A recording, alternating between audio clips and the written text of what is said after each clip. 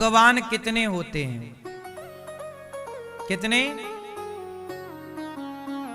मैया कितने भगवान होते हैं?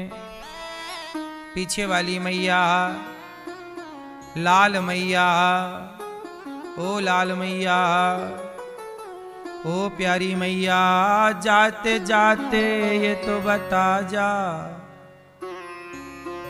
भगवान कितने होते हैं माँ? कितने? एक भगवान। अब जाओ टाटा।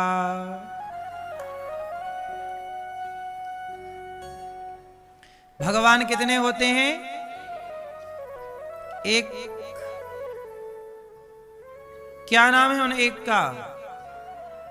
भगवान श्रीमन। लेकिन यहां आपको एक चीज और समझनी होगी। हाथ कितने हैं आपके? दो। दाना हाथ उठाओ, उठाओ। कितना? ये कितने हाथ हैं? ये एक है। बोलो हाँ, एक हाथ है ये। लेकिन एक हाथ को ध्यान से देखना, एक हाथ में उंगलियां कितनी हैं? 5, अंगूठा सहित। कितनी हैं?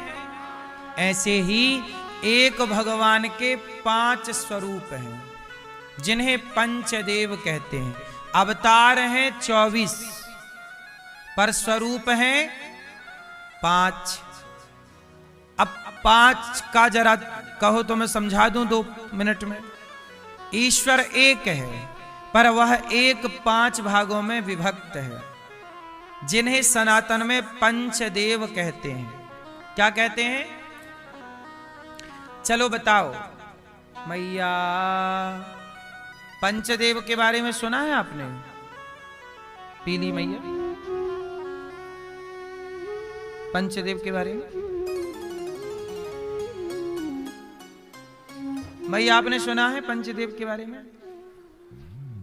चश्मा वाली मैया, पंचदेव के बारे में सुना आपने? कौन कौन होते हैं 5 हैं?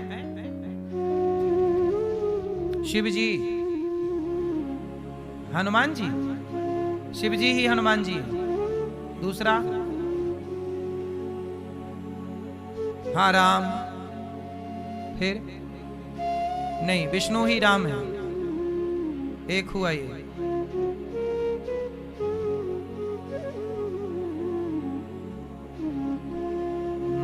पंचदेव में कितने लोग आते हैं? 5। कौन कौन आते हैं? गिनाओ हमें। पंचदेव में कौन? ये सनातन का मूल ज्ञान है, इसे जान लेना बहुत आवश्यक है। यदि इसे नहीं जानोगी तो आप बहुत कंफ्यूज हो जाओगे। मैंने एक दिन कल्प के बारे में बताया था आप लोगों को, कल्प कल्प का भेद वो क्लियर किया था। आज ये पंचदेव क्लियर कर लो। पंचदेव कौन कौन से होते हैं? पहले बोलो भगवान विष्णु, जोर से। भगवान विष्णु बोल दिया तो राम भी आ गए, कृष्ण भी आ गए, नरसिंह भी आ गए, वामन, 24 अवतार विष्णु में आ गए। ठीक, क्लियर। दूसरा शिव, शंकर जी। शिव कह दिया तो हनुमान जी भी आ गए, क्योंकि शिव ही हनुमान जी है। और 12 ज्योतिर्लिंग आ गए, शिव आ गए। और तीसरा है दुर्गा जी।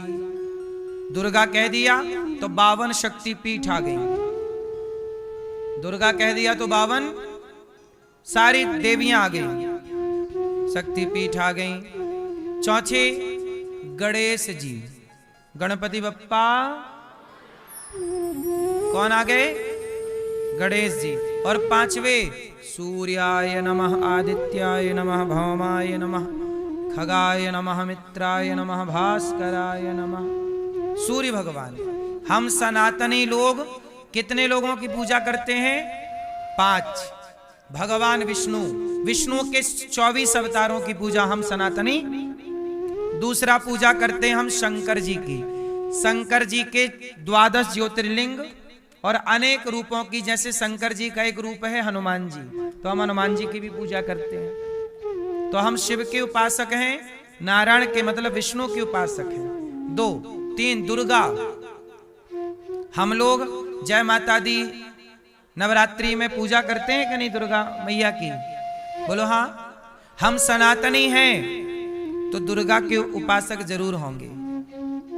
वो दुर्गा, काली, कामाख्या, केला और विंध्यवासिनी, ज्वाला माँ, शारदा माँ और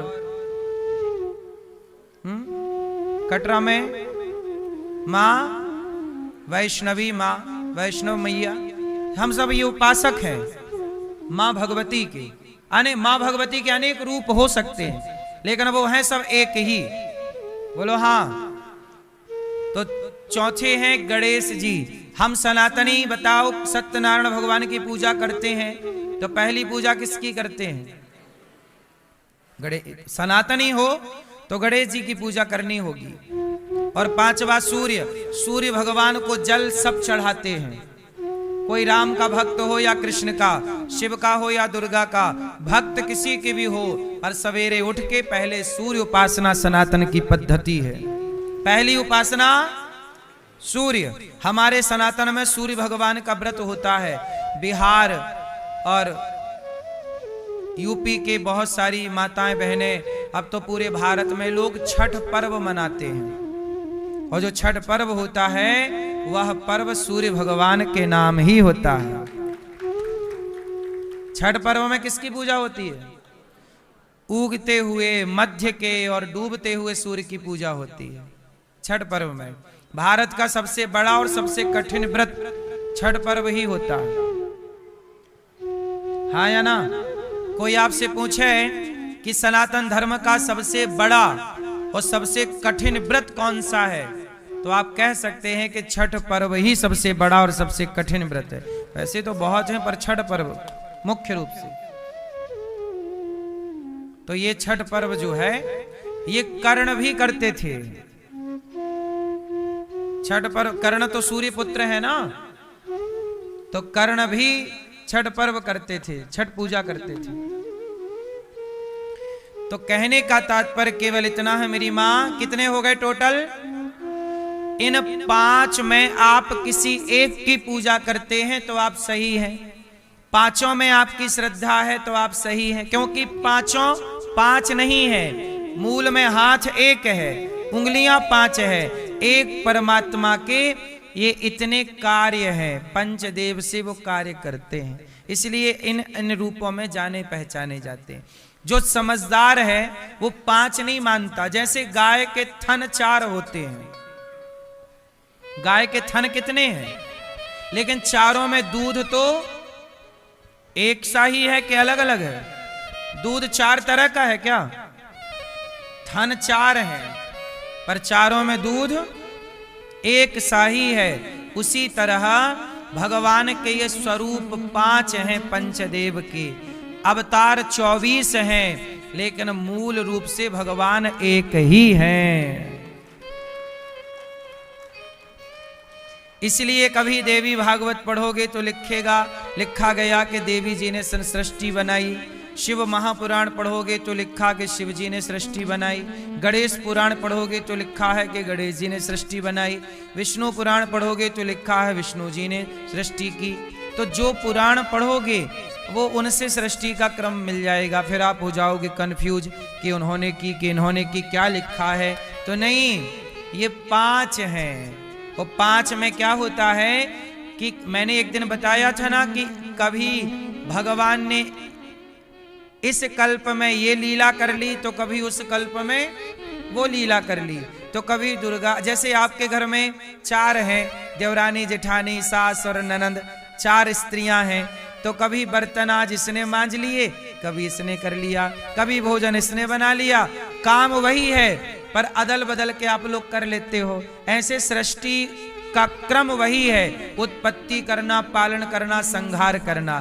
कभी वो क्रम दुर्गा जी कर लेती हैं, कभी शिव जी कर लेते हैं, कभी भगवान विष्णु कर लेते हैं। काम वही है, मिल बांट के कर लेते हैं। तो कभी इस कल्प में, इस पुराण में इस कल्प की कथा है, उस पुराण में उस कल्प की कथा है। कल्प भेद से आपको लगता है कि अलग अलग है। इसलिए सनातन का जब तक पूर्ण ज्ञान नहीं होगा तब तक आप रहस्य नहीं समझ सकते। और ये सारा उलझी गुत्थी क्यों है? ताकि आप लोग पढ़ें, सत्संग करें। यदि आप जैसे इससे ये पता, जैसे अब हम ये कैसे पता लगाएं कि आप, अब जैसे यहाँ कोई आप तिलक लगा के कोई मुसलमान आके बैठ जाए, कोई ईसाई आके बैठ जाए और कहे जी मैं हिंदू हूं, तो कैसे पता लगाओगे कि हिंदू है? तो हमारे यहाँ का ज्ञान ऐसा था कि उस परंपरागत ज्ञान से पता लग जाता था कि ये हिंदू है कि नहीं। इसलिए हमारे यहाँ शादी विवाह के पहले कुंडली मिलाना, गोत्र देखना, ताकि पता लग जाए मूल में जाके कि ये है कौन। हमारे सनातन में आधार कार्ड तो आज आ गया, कैमरा मोबाइल तो आज आ गए, लेकिन सनातन तो लाखों साल से है। और यहां पे व्यवस्थाएं नहीं बिगड़ी। क्यों? क्योंकि हमारी व्यवस्थाएं इतनी स्ट्रांग हमारे ऋषियों ने डिजाइन किए, बिगड़ ही नहीं सकती। इसलिए शादी के पहले गोत्र देखा जाता। हमारे यहां समगोत्र में भी शादियां नहीं करते। क्यों भैया? तुम्हारा गोत्र क्या है, तुम्हारे बाप दादे क्या करते हैं, है ना? तुम्हारी नाड़ी क्या है, गोत्र क्या है, शिखा क्या है, वेद क्या है, बताओ। अब इतने सवाल कर लो तो जो याद करने वाला याद भी करेगा तो कितना याद करेगा, फंस जाएगा। तो पहचान हो जाती थी कि ये पक्का है कि कच्चा है। इसलिए सनातन में कोई घुस नहीं सकता था ना, क्योंकि इतना बड़ा संसार है और सनातन को सुरक्षित रखना है। इसलिए हमारे यहाँ ऋषियों ने अलग अलग बातें, एक देखो ऐसा है, देखो ध्यान से यहां देखो, यदि सारी बातें मैंने एक पुस्तक में लिख दी तो आप एक पुस्तक मेरी जला दोगे तो सारा ज्ञान जल जाएगा। बोलो हाँ, बोलो हाँ, थोड़ा जोर मेरी मां। सारा ज्ञान एक पुस्तक में रख देंगे तो कोई, अब नालंदा में आग लगा तो दी थी मुगलों ने, बोलो हाँ। गुरुकुलों में आग लगा दी मुगलों ने। एक पुस्तक में ज्ञान लिख देंगे तुम जला दोगे। इसलिए हमारे ऋषि मुनियों ने अलग अलग लिखा। थोड़ा गीता में ज्ञान है, थोड़ा भागवत जी में, इसमें सब अलग अलग कर दिया, ताकि जब तुम्हें संपूर्ण ज्ञान चाहिए तो सब शास्त्रों को पढ़ लो। जब जोड़ दोगे तो क्लियर हो जाएगा, वरना ये अलग अलग, ताकि तुम चुराओ भी तो हमारा पूरा ना चुराओ। जैसे आप लोग धन, आप अपने जेब में ना पैसा एक ही जेब में रखते हो सारा, के थोड़ा थोड़ा सारे जेबों में डाल देते हो। समझदारी यही है कि थोड़ा सा पैसा पीछे के जेब में, थोड़ा आगे के जेब में, थोड़ा। एक जेब का चोरी हो तो दूसरे का तो, क्यों भैया? समझदारी। इसीलिए हमारे ऋषि मुनियों ने ऐसा प्लान किया कि कुछ ज्ञान इस पुराण में, कुछ ज्ञान उस पुराण में, कुछ ज्ञान उस पुराण में, कुछ ज्ञान उस पुराण में। तुम्हारे हाथ एक लगेगा, तुम एक जला दोगे, पर दूसरा हमारे बाद जीवित रहेगा। और पहले के लोग, इसलिए पहले के लोग याद करते थे। इसलिए हमारे यहाँ एक वेद को याद, दो वेद को, जो दो वेद पढ़े वो द्विवेदी, तीन वेद पढ़े त्रिवेदी, चार वेद पढ़े चतुर्वेदी। मतलब तुमने चार, मतलब देखो क्या है, बच्चों को रटा देते थे। एक वेद इसे याद करा दिया, एक वेद इसे याद करा दिया, एक वेद इसे, तो क्या है, अब तुम पुस्तक जला दो। हमें तो ये पुस्तक का पूरा याद है, अब तुम जला दो। गीता पूरी याद है, तुम जला दो। जब इतना कुछ जला दिया मुगलों ने, फिर भी सब कुछ बचा, तो कैसे बचा? क्योंकि हमारे अपने ऋषियों ने याद कर रखा था, सब चीजें सब बचा रखी थी। यदि वो याद ना किए होते तो आज तुम्हें गीता देखने को ना मिलती। बोलो हाँ। तो सनातन का सम्मान करिए मेरी मां। अभी देखो गुरुजी ने क्या कहा कि बच्चों को संस्कार में, वही बात कहा था ना आपसे कि बच्चों को संस्कार दीजिए। आपने मंदिर बनाया तो है, लेकिन क्या उस मंदिर में दीपक जलाने वाला संस्कार बच्चों को दिया है? आजकल कितने, आप देखो ना, कितने मंदिर गांव में बने हैं, कोई दीपक नहीं जला रहा है। बोलो हाँ। पुराने मंदिर खंडहर पड़ गए, कोई दिया नहीं जला रहा है। ये बात सही है कि गलत है? क्यों? मंदिर बने पर मंदिरों में जाने का संस्कार समाप्त हो गया, तो वीरान हो गए मंदिर।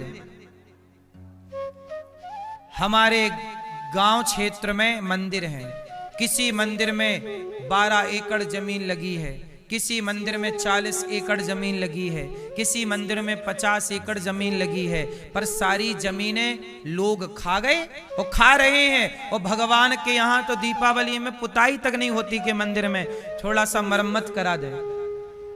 मंदिरों में कोई आ जाए तो एक आदमी को भोजन नहीं मिलता।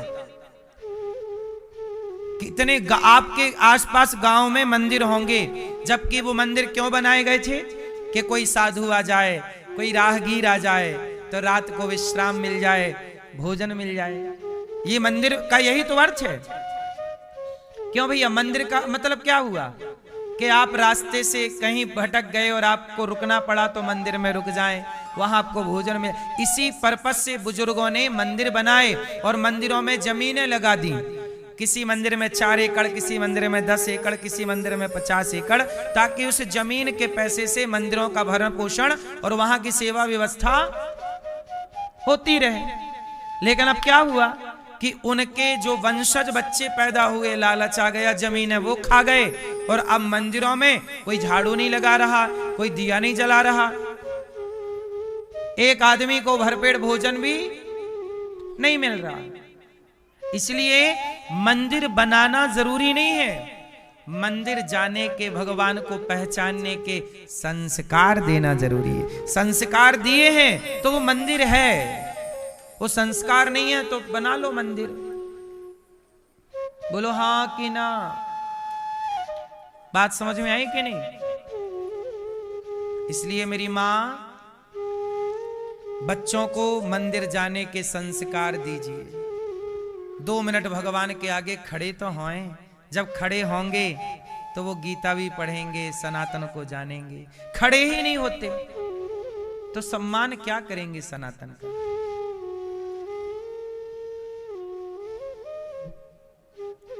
पूरे भारत के संतों को एक ही चिंता है कि आने वाली पीढ़ी दिया जलाएगी कि नहीं।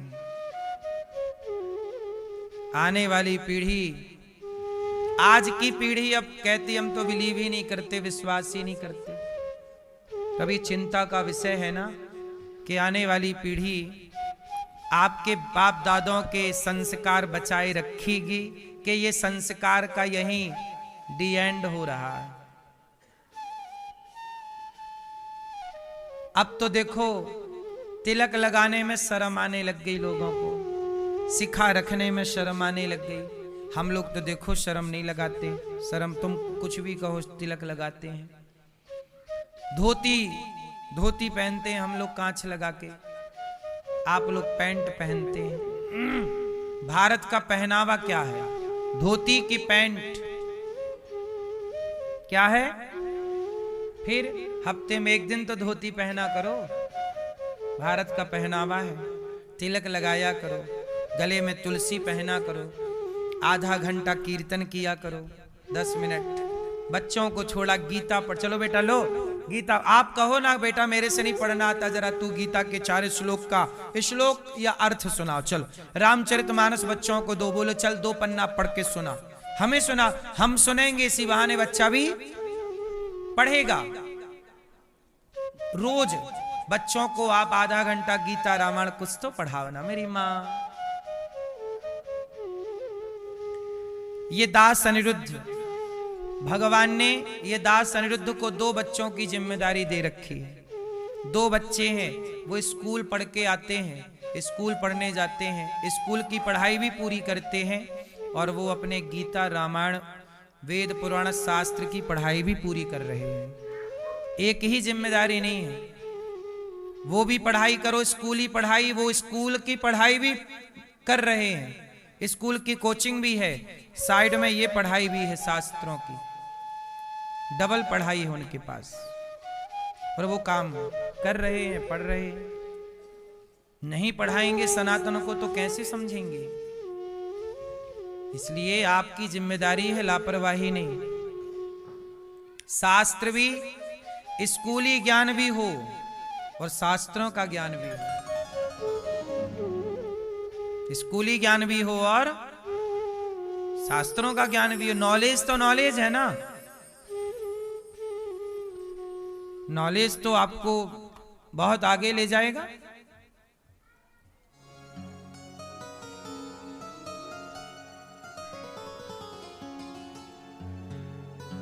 भगवान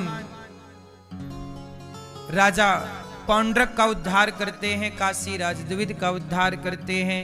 जरासंध पर कृपा हुई, शिशुपाल की 99 गालियां सुनी, 100 गालियां 101 भी हुई तो सिर काट दिया।